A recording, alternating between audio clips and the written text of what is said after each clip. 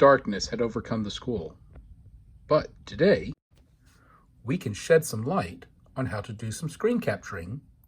In this video, I'm going to go over two main ways to do screen capturing. One is a native way built into the Mac, and the other is through a piece of software called OBS.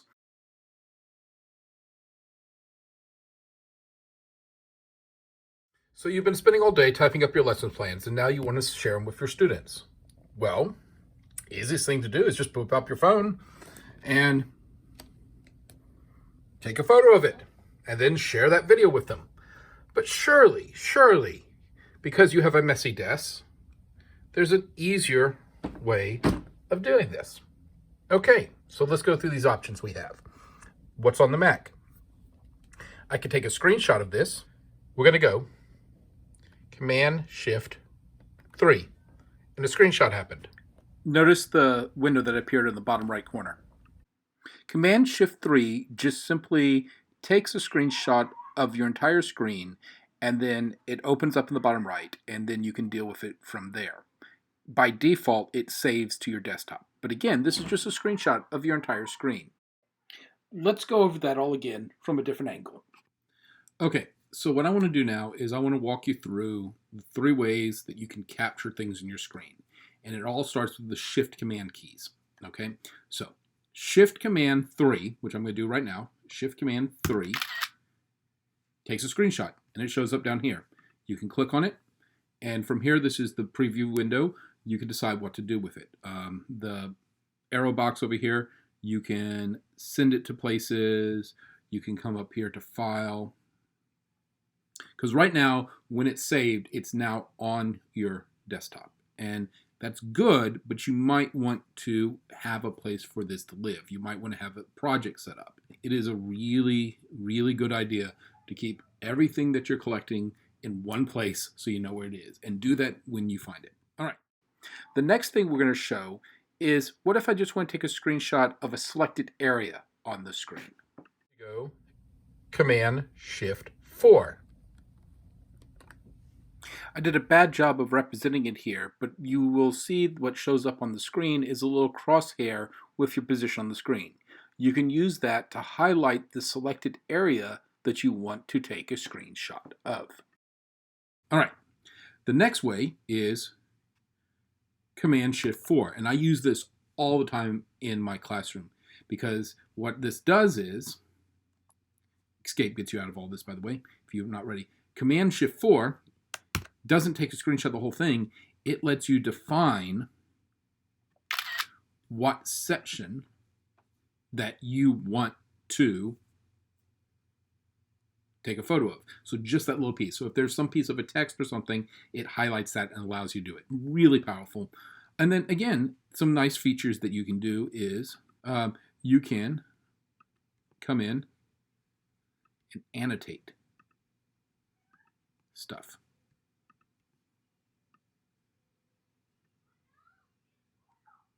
Okay, so you can say, you can highlight things, and then when you export the photo, those annotations are on the photo. So if I come into the photo, here's the photo I took, has those annotations already on there. Now the last one, there's also Command-Shift-Spacebar. So Command-Shift-4 spacebar. And what that does is it highlights the entire window you're in, but notice it is not highlighting you can highlight the full window you're in, but nothing outside of it, which is a neat feature. All right. So the last one of these is Command-Shift-5. Again, these are all nice in a row. We get this dialog that pops up at the bottom. Capture entire screen, capture select windows, capture regions. These are very similar to what we just did. It's doing the same thing, just through a different mechanism. But the ones we're going to be interested in is these two down here, record entire screen and record select portion of the screen. So these two, and then when you start hitting record, that will start recording what is going on in that section of the screen. The option menus here is it's asking you where to save to. Again, pay attention to this. Set yourself up a place to do it. You can set up a timer so that it will start 5 seconds after you hit record, 10 seconds after, so you can get yourself built in. Oh, here's built-in microphone. So again, I guess you could do that as well. And then let's show the mouse clicks. So if I start recording,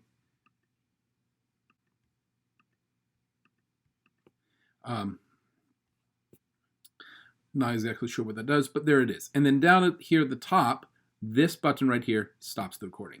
You also see this button up here. This is recording this with OBS, and so this is what it's doing here. So I can stop that. Okay, so there are 3 ways that I'm going to talk about today to capture stuff from your screen and present it, and or just basically make video. First one is, and this is Mac centric because most people in my district most teachers have Macs, is with the Mac itself. There are built-in features that do screen capturing, do screenshots, and they're pretty good. Okay, and the other downside is, let's say that I have notes, right? Yeah. Well, do you want, am I in the frame? Is this working? You could do this, right? Or you could take the laptop and go, that. Okay, so that leads us to part 2, is that we all have phones, and again, this is Mac centric. I don't have an Android phone, so I can't show you how to do this, but I'm sure everybody in here knows how to record video with their phone. So you could simply take your phone and record what you want to do with it, and then how to deal with that next. Okay. And the third part is third-party software. There's a lot of software out there that is really good, and it costs money.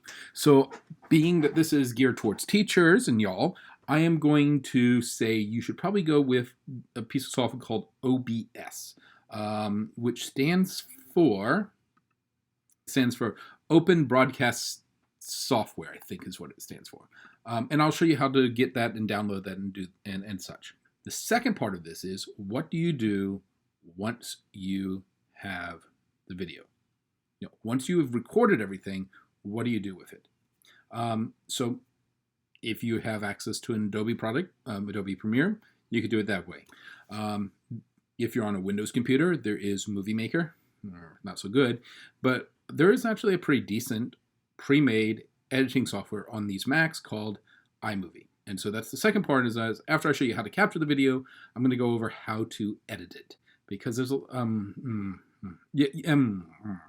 things like that you might want to edit out, so you have a little bit more coherence, so you sound like you know what you're talking about.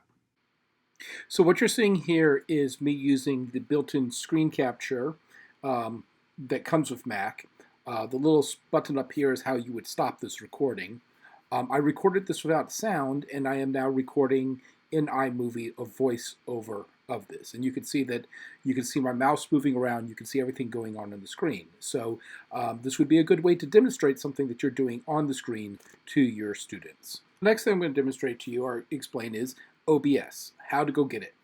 Here's the website for OBS. Just Google OBS and you get to here.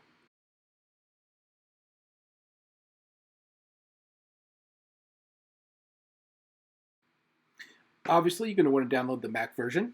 If you have a Windows computer at home or want to do this on a Windows computer, you download that version. It's going to take a little while to download, depending on the speed of your internet, but once it gets done downloading, I'll show you what the next thing to do is, how to set this up. Okay, once the file gets done downloaded, it will be a DMG file. You just simply need to open it in Finder or in Downloads, wherever it's going to show up. Once it's downloaded, just double-click it, and it will start installing. It go through all the whole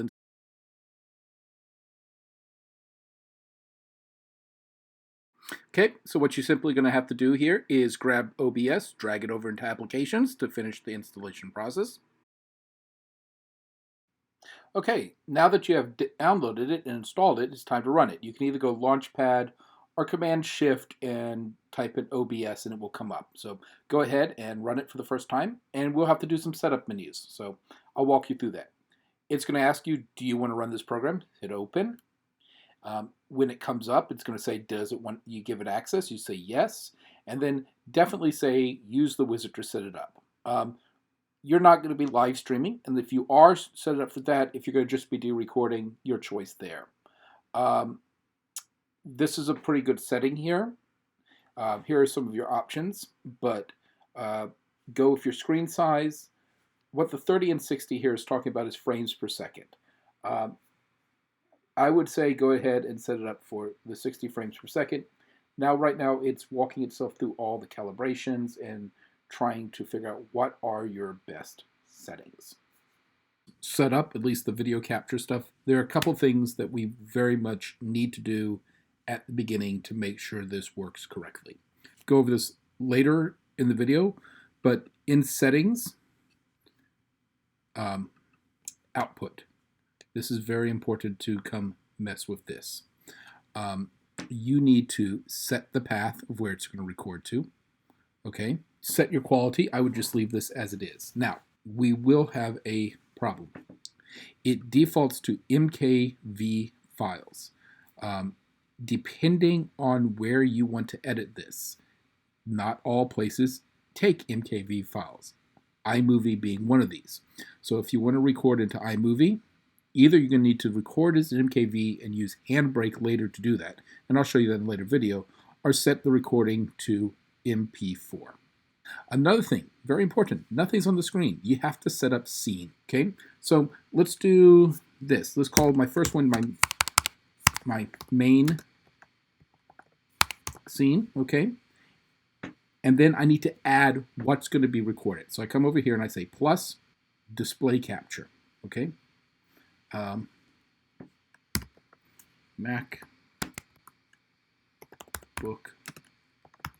screen, okay?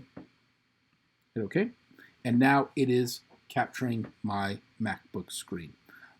It is way too big for the screen right now, but I'm gonna hit okay. Notice the red line. You also get this really like hotel mirror effect going on here. So what I'm gonna want to do is I'm gonna want to take this and make this much smaller. So by shrinking this down, now that it fits in here, and then I can expand the edges out so that it is recording the full screen, okay? And setting this up now is going to be good. Okay, but maybe I want something else. Maybe I want my picture inside of this. So I'm going to go ahead and make another scene. Let's say, call this picture in window. Hit OK. And again, I'm going to have to add things to it. Display capture. And notice, I could just go ahead and add the existing one. Okay. Also then, I'm going to do my video capture device.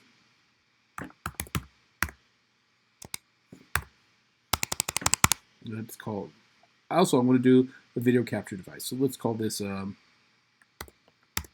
laptop camera. Okay. Needs to select the device. I'm going to go with the FaceTime camera here. And there we go. Now, obviously this is way too big. So again, it's going to be worth my while to take a little bit of time. Notice I can switch between the two. That's in red, that's in red, that's in red. So it's going to be worth my time to take a little bit of time to get this all set up nicely. And then once I have them all set up, I can just switch between. What this now will let me do is basically picture in picture. That I can have this teaching area over here, and then my image down here in the bottom right. The last one, if you just want to do, I don't know, just me. Typing is difficult. If I just want to do just me, and then I can go to, I want to do my, again, video capture device. I already have it set up, so I can just go laptop camera. I will have to resize the screen. and then I can just center it here, and now I have a perfectly decent. Now, here's the deal. I'm shooting this at night, means it's a dark room. Lighting is very important. Yeah. Getting good lighting is good to get a good image. The reason this is so grainy is because it's fuzzy, so make sure you turn the lights on in the room. Just haven't done that. So that's how you set that part up. Go over. We can start streaming. You can start recording. There's a studio mode in which you can show what's being shown and what's not. All sorts of settings that you can come up and configure. Pretty cool stuff. Play with it as you might. This is more complicated, but again, the advantage here is that you're capturing audio along with the image. So one of the most important things you need to do when you're recording these things is figure out where your stuff is going. So go to settings. When you open up settings, go to output and see where it's outputting to. If you want it to output to someplace different, then go ahead, hit browse, and change it. Now, I can't change it right now because I'm recording, but you're going to want to do that. What I just went through, I want to reiterate is I can set up many different scenes so I can flip between them. You can do this, in which you could do this, where you can have just the camera facing you, and you could talk to your kids, and or if you had a whiteboard, you can draw on a whiteboard and such like that. You could do just your screen and do everything. I had to do some finagling to get this. Again, while you're doing this, you're probably going to want to minimize your screen so they can't see that. And then when you want to come up and stop the recording, bring it back up, stop the recording, and I'll show you what to do with the ends in a bit. Or you could do the whole, screen in a screen business going on right here. So here's me, which I can position. And then here's this, which is way out of whack. And so notice it's way, these red lines, too big for what's going on here. So you're going to want to set that up. And you're not going to want to set it up live like I'm doing here, but I'm doing this for your benefit. So I'm going to set up that corner. Actually, I'm going to keep making this smaller and smaller. Take, drag, smaller. There we go. And so that you can now then set this up how you want to the size that's being recorded. Then you can click on yourself. See, the red is highlighting myself. And I can then take that and make myself small enough so that you can put yourself in a corner where you want. You can now talk and then demonstrate to the kids. So you can be talking, it's recording what you're doing as you're moving this around. Well, that's pretty much going to do it for this video. The next video I'm going to try to put out for you is to show you how I edited this using iMovie. But I think that is more appropriate in a whole separate video because that is a whole can of worms. So you have the main two options to screen capture. Is you can use the built-in stuff, Command Shift 5, or you can download OBS. I very much like OBS. It gives you a lot of powerful. You can set things up. You can do the screen and screen, a lot of video capturing stuff that the regular stuff does a very simple job. If that's all you need is just to take a recording of your screen. OBS gets you a lot of tools on top of that, but as you've seen, it's a lot more setup. Don't worry if this is complicated. It took me about 4 days to make this video. And this is about my third time using a lot of this software. So I'm in a learning mode too. So the best way to learn anything is just get out there and play with it. I hope this is helpful. I'll see you in the next one. Bye.